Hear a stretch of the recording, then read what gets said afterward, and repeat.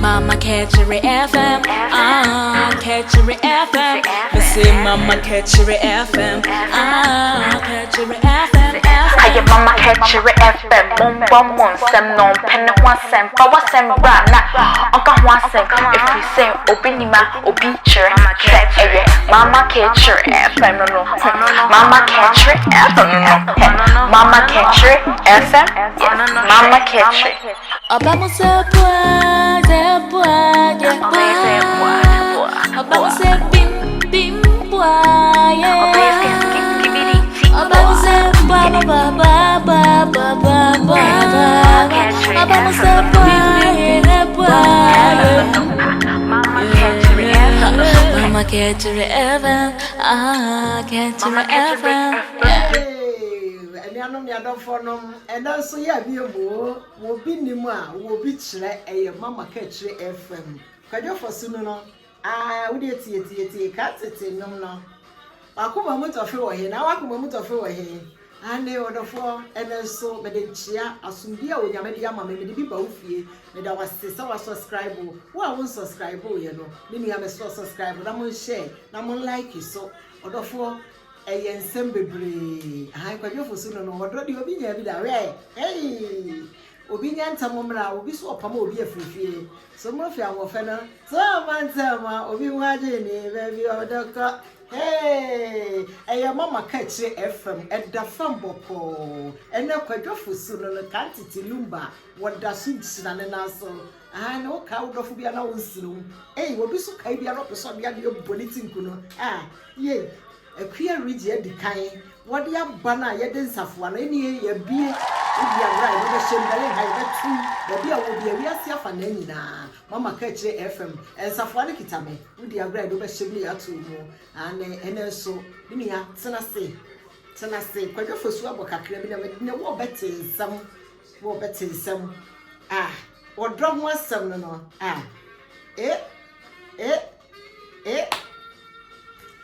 ya mama me nanda me ho kakra bati no nyame ya ye bi mi nua so danda ho kakra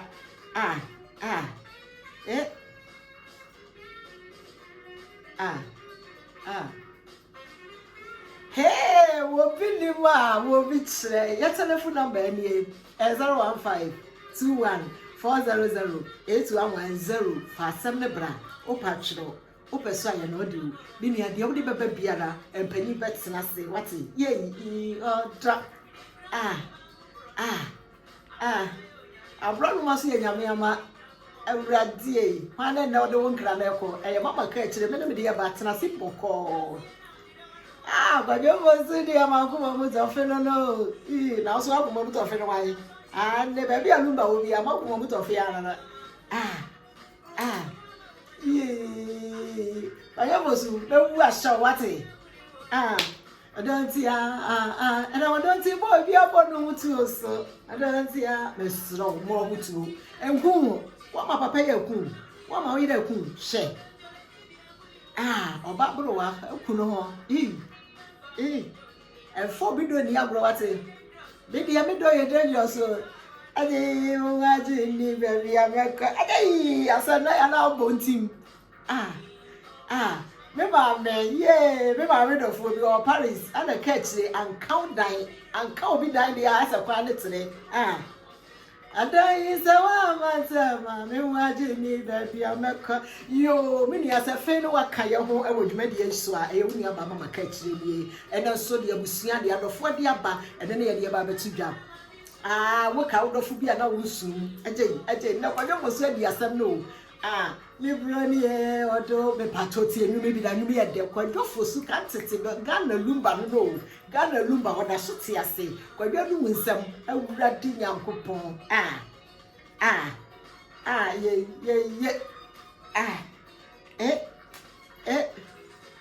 on said that Ghana lumba on said that odo no fi wo yi said never but to the we need access every afraid work I was said the be I can no and we need aba Mama catch ni me ni awde nya da je transe boko ye be jam ku ha wonderful say be and the platform is so ye nua ba bi ye friend mage o Canada ona na de nsemi eto platform kese bi so a ela ebusua enkyere na ye nuanom ye kyere na akwan a won fa so nsem bebre na abusua de aba adofo de aboba na na adwuma de pate ya na ye de brem ye papa bi o manga na mu na de hye aba ma bi aware no de na babruchire na amane a wonam mu oba no aka kyere abusuafo no na kyere se papa yi so abusua panyin so atena se afre se ja ka kyere abruchire de wonu gina abruchimanim sabe mfidie ahodo bebre ni wo manga na mu ne ba bia wo gina de wo de wo to pete a enkyere ane dadi anu me wuto de apete enkyere nti ode abere yen wo bi ni mu a wo bi kire papa na obekire wo ntu su tie bi ye kasa kire sebe benyansafo badwendwema wotsena se no watie yansemi no wanya ba bi afirim ye kasa wanto boase a asem no wonte ase edutiri da bi anua na bisa se asem a ye kan wo ba bisa se aba ba ni wo aba no ne ya kire wo eti nanso tena se boko se de kwadwofo so kan no enamodonti obi abonu butuo enamodonti oledi bi ya hya no ho akonfo na wo na mo ni nti a be kwadwofo so nti oye makoma mutofe makwadwofo so nya wakoma mutofe ana be ma foforo ana oba foforo ye lumba de obi ade a onu akra ni nsa ne de adabe ye yo mi nuanom bebre na atwagu sade me ne waka no yensam a yekan no empanyini tena se duaduamu na ye de aba nti akua rigi aye nsafo no so ye bie wudi abra ye de obehwem ni ato mu odofo ye nua ba na sem na oye odi obi ene na abontere me pese wutie kakra bi ye boso kakra bi da chese ya hyedwumadie na se ya no me nua tie ye nua ba a ye frɛ no mage owo Canada mamu ne odi obi a wode ba abontere no ye ma watie kakra bi se de yebetim na adofo mu aye abede aba no ye de amamage ye nua ba mage a wo Canada wasem no enie Formance na maybe call and also here na you say mama and she let you chuma so and you are going in with the bridge and what I assume now said yes me kona me ko reni e ko iti me ko e ko drino and I'm here and say me ko if ne ba ko sunai and a ba ko so brekum it me imagine say me can I get here na mako brikumbo chede chinyeno chami de odo ekopodu kokutria ene machia IPPA wi meto emi ya ne se bi fra bonten meni mi kunto asamni yo ba to ti haye ba oba ya nasma o kan se obo mi kundi no se na wo yire ke toya wa ware ni sisi a wo yire panyina bai na wo do yire ke to ano ebe fasisia na me kuno osre na me bisa na se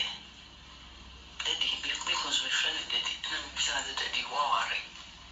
o se ai why na ho ade o se ai na me se ne fo ba no ebe chia me onu ankasa ne kai wo se ba ma na mo ba na be chia no no ba na be chia me to chia me wi na bisa na se na odin de sen na oba na bo ni din bisa na ba be o fini na me kunto me kun busu ya fo anso gene na o na oba na kan ba be o fini na me ka chana se ene wa ba chase ni me se wa na se wa ba na udu bu ebe ma me kun na udu ye me aba magi ya no asem no no because one na oda for ye de besia said you no platform bebre na sa audio yi afaso enunti said ye abusua ne adofo de ba ye no ye pese nipa kai na utie mu nsem ne kakra ye nua ba magi na sama okay no nsem bebre na sama magi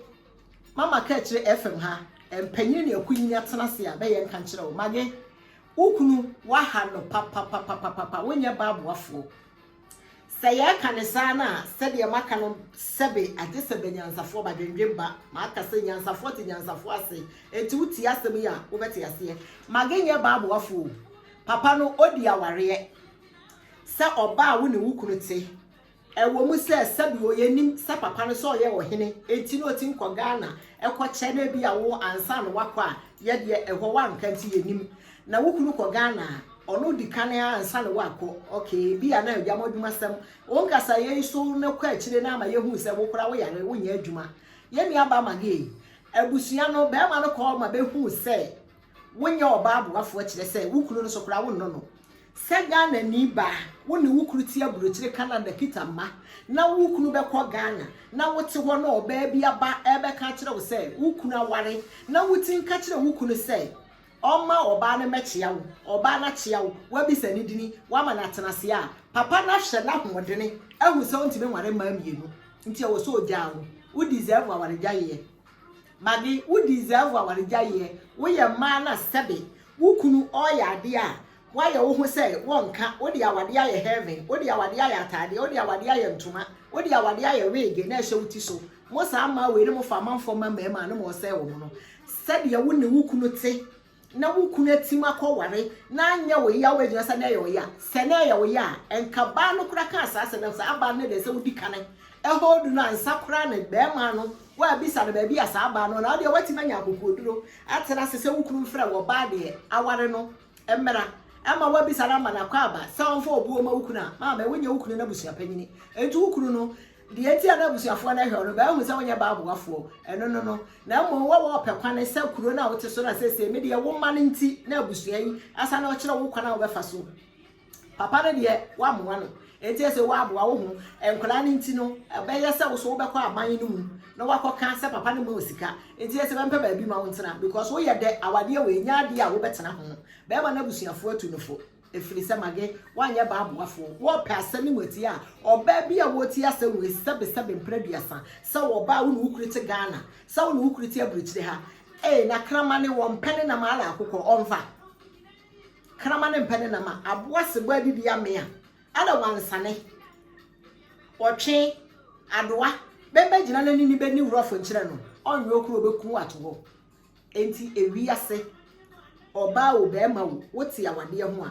hunsa wo oboa wukunu hunsa wo oboa we de ma wadwene enya adwuma ye nua ba mage de abusua e de bra wo no wadwene anya adwuma awade na akwa wanye be ma no boafo se okoye be ma no boafo so a ene na abusua yi adofo de abase ye nka nkire o se wonya oba a e wo se papa no o ware o kire se woni ya ni je wo awade anu wani anje papa no ho nti papa no so ahye na ehu se wonya oba a wani je ne ho nti na kopo oba afoforo no enti enu nsi ho yo mini anom sabote ya enu ane maka no ye nua ba mage na sem no ne mu ya yeso ye wa ye de ma na ano no enti ema ene mema mo kwa awade o ware wukuna ye nua no mo sebe ye papa no mo nkramufuo ya kora ya ma yate ase se nkramufuo ti nware nan papa la gido nware nan oba wale ba akope sofo wo yira ye baako Roman father sebe onware na nne eniema bebre ni yetu agun yase se Kristo ni wotin twempana wotin nware yire a kyese a yira ne dia aware o twene mpana eye ne se ebra ho asem beba ne be ye so ye Kristo ni sara Roman father onware onwoba agiatum adwuma wo ye no na nso nne se Kristo ni kwedi bone na se nipa kakra na akwaya te se wo kasete enyame aduma enye nyame ni ya kasete ya no wuni pakra wadi wu bone no na ya na ya musem ogu Nyankopon ni mase ya na ohu beda so wani begu ase ya na nan de o woni de hye bi e wo manga na mu be ma bi aba ho be wade ne de na ba buruchire ha be ma ne ye SD asompanyini enne SD efo mu ntie na na SD ye ne nka sebe mpra asa kantete ne sebe ne nkwasiafo bi ma kan sa kantete na nkwasiafo mema bi nu SD asafumu a bedi nkwasiasam be nsuro SD entu nsane be twempana ne oba akora anye nsane be twempana ene oba na awo SD asofo mpanifo akoka no ane se tebe netu na asane no oti na nne mpapafo mpanifo amanyine so mo so nne mo anya bi papa isi papa ye ni afiri aba ware ne hye be de hye ya ma no wode netu kwana ba buruchire ha na se abusua ne nnim se papa panimu saa no wa ware kura tete oyire ama oba na boda mama na wu maami ya bedura buruchire ha maami beduru ye ne ewo mu ana ode nsam oba abusua panyi so sebe wo ye Roman asore panyini a kire se wo ya wo se na Kristofo mu awade de nka be ya fato sofo anim ye mie ya ode to sofo anim asofo de nya abotre nukure ne ya papa no asofo bi no me papa ya be papa Hazegdante Pentecost sofo me papa de onye sa de no na asofo bi no mu a enne asem ya ma ya hu sai ye nukure ya ti o enne ne ya ka kire mu ya de ode asem ne ba wo bi ni ma wo bi kire ntino ye frɛ ye bisa ye duaduam papa sofo asem yesi aburochire enkuro ibi so a abusua pan na ote omanga na mu ne de yasem yaba se papa panimu a woye Kristo ni bema wabesra wade omanga na mu aware oba ede na beduru ba bi awo na baba wo beduru ye o haw ne atete a wonamu na abusua pan na ka kire ne se bo sofo amane wo bo sofo amane asofo se nyame beye wonya ntobwase eye nkrokro obe mo so obe ni brekom wo be mo so obe ni bratade onya bi nse awo brebrochire wonya jacket nse atete a wo ba namu na be ma ekita bible aso dem oprichi woyem SD asore panyini ene SD aso panyini bi asem no ene so apie ha no anuanom ene se yamba papa ya asem wo de baaye no ne wo ka kosi nyina ne se wo de kwato sofo yanim papa ya so ofre sofo wo fre sofo a asem asofo be ka chebusa panyini se ane papa no ye frɛ na oma no bisa ase na papa no ya oba asore asema me ke ye ba ya ansa na coronavirus ye ba enti no saa na nso se obisa ye enti di akoba ye ne se efe de se be ma na tete na na odi guso ene oba no be ma na bie na ne se eja ye oba no but abusua so te Ghana wo ye ne ho ade ansa na odi no tukwane no wo mfa ansa nko ye se be ma na ne oba na tifie on kasa no ho o ma na konhuma efe de kra de di akoba ne se chese efie na beti no be ma ne fo ba ne sesebe oye hoho bi na be ha ne dane na eniano SDF wo wi ase afa na nyina ba bi SDF mpanimfo mo wo mo ma mo ho mene so na asemwe ebi asi da ama me ma ati bi da se pa se SDF ni aso mpanyini a wo kita bible timati te wo ira ma na bodam ama oba ne dia reho ade ewu na wakope oba afoforo so no wo sana yesi nje se papa ni suba ne no adenti nenne awade yakura no se de ya bibisa senti ne se bi asofo yi se ni pe ni be ware a cancel no sane ya papa no musi ye no awade ya mmerete etie bia ne be ma ne oba ware ube hu na ye nsem ni nyina so na koye Kristo ba ko pe di na ye bo enye nyame ne mo ogu nani mase o eye mo amu nipadua no ne mo ogu no ho fi enianom safe no wakaye ho a uni aba mama ka ekire ni ye program ni dia ni obi ni ma obi kire ye kasa kire benyansafo badwendwema wotena se no wafa asemi abawom na de abo ntoma no minia eye ye ni aba ma gibi o Canada na asem wo de ba ye de ni mu aya ama no sabre ye na na bi so wo manga ne mu ane de hye be ma bi akwa na babrucho ye SD asore panyini a wo tete oba no eno ho asem na busua panyini de asem na kodura sofo anim enso asem no eni ne ka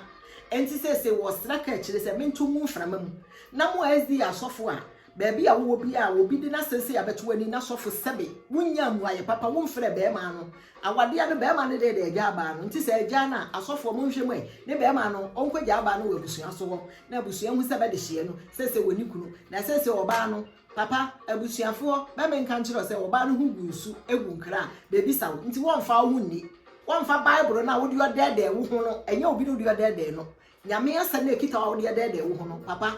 onyame no ubedi na busua no so no ubedi anuanom ene adofo no sabre mu ni aba mama ka kire de abusua panyini ede aba ensama adofo efri ekirikiri ne benkire ba no wo hwe na wo tena se a na tesa wo dwere ho a wo ntia se efri se asemi se wo tie mu a eno na maka no ye de yansam no ye tutugum se ya ati wo tena se no wa fa mu aba enna ya papa bi a owo manga na woni di ezi asori panyini bi a akofa na de hye na wo tete no e wa buruchire ha eno ezi asori panyini no na sem ne se wagya wayire no woni oba no so ni tifie wo ma na konma on kasa no ho sese no abusuafo na bisa se mu ezi asofo a ba bi a mo wo a ye de asem ya to manim ya mo nhwe nka no nti se bibisi a mo ba gina ho akase benkum ananifa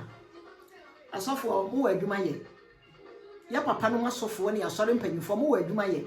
na me de menimo ara mo sa papa ye Pentecost sofo ntide se nsama ya ba nyina afa ya na obi beka se ensan no bi ayetro menianom no kurani ensama esi no ho se ya ade bi se edda ho se no wani ekopie bi so ama wahu a ka be hu se awere ho atete adofo sabre munu ya ba mama ka kire enenso de abusua ene adofo ede ba ya ye de brem no yansa no de aka kire mu enye kasa bebrebe no eye ketewese ya ma na nya dudu owura eti ya to nsami ya papa no masofo ezi asofo wo a wo ba bi a be de asem sei bi abrewo papa hye naka na asɔre panyini entimi ne oyira nya aka nkasa magya no wabre wale na busuafo ho no mfa nsan koye eti papa e wo so ye ka akire wo azdi asɔre panyina wo nkama mema ankra benye enne sa mema ankra azdi mema bi no sabe ba hye be hofo ne begu azdi asafo mu be chempra be wieso abeda bi na fe ato be ne kyese bone na ada ne no me na kitomo eda mo si bebre mu nia ba mama ka akire ni enne so wo saka fama wo nia oni ahye mo subscribe da bia mo betensam ya de yensam no eye panyin kasa nti da bia de adofo de beba no ya de bebre mo me da si bebre se ne so wetie wo nia ba mama ka akire eye obi nima wo bi kire bye bye.